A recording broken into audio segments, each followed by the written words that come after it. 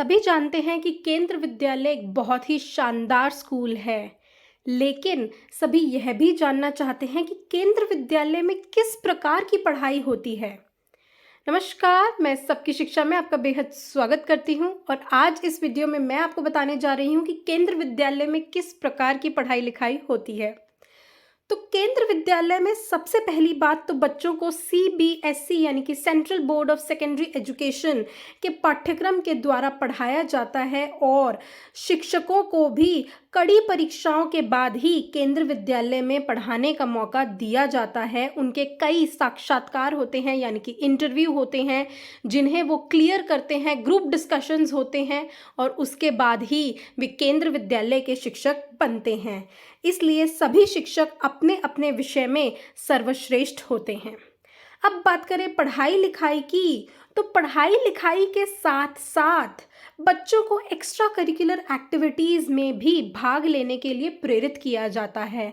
बहुत तरीके की एक्स्ट्रा करिकुलर एक्टिविटीज़ होती हैं जैसे कि स्पोर्ट्स यानी कि खेल कूद, और खेल कूद में भी बहुत सारे ऑप्शंस होते हैं बच्चों के पास। फुटबॉल, बैडमिंटन, क्रिकेट, वॉलीबॉल और भी अन्य।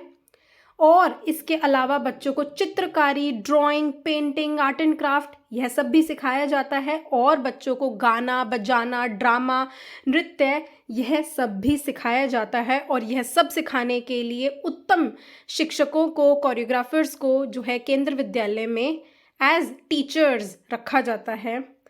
अब मैं आपको बता दूं कि केंद्र विद्यालय में बच्चों को हर तरीके की सुविधा दी जाती है जैसे कि हवादार classrooms, smart class, science lab, computer lab, playground, basketball court, auditorium, music room, staff room इत्यादि यह सभी मौजूद होते हैं और विद्यार्थी वहां अपने पसंद की गतिविधियां भी सीख सकते हैं।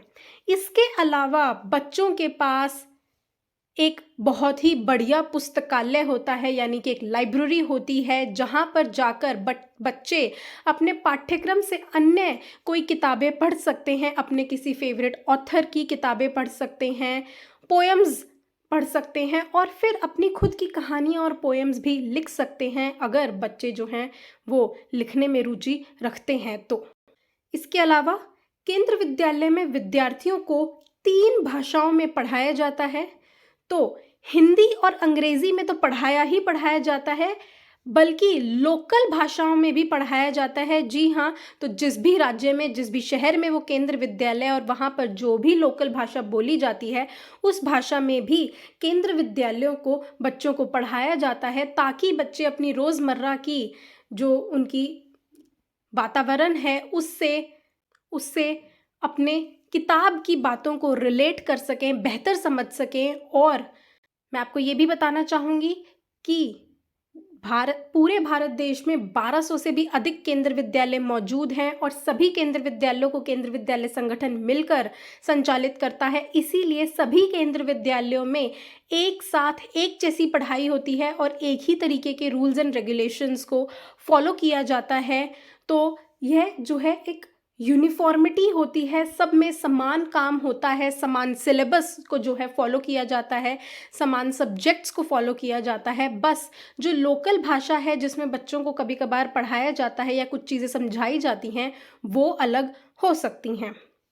तो यह थी कि केंद्र विद्यालय में किस प्रकार की पढ़ाई होती है। अगर आप भेजना चाहते हैं अपने बच्चों को केंद्र विद्यालय में तो सबकी शिक्षा को अभी सब्सक्राइब करिए, घंटी का निशान दबाना ना भूलें, क्योंकि हम समय समय पर आपको यह बताते रहेंगे कि केंद्र विद्यालय में अब कब दाखिले हो रहे हैं, किस प्रकार आप दाखिले का फॉर्म भर सकते हैं, किस प्रकार आप उसे कहाँ जमा करवा सकते हैं, आपको किन किन कागजातों की ज़रूरत पड़ेगी और भी सारे सवाल का जवाब हम आपके लिए समय समय पर लेकर आते रहेंगे।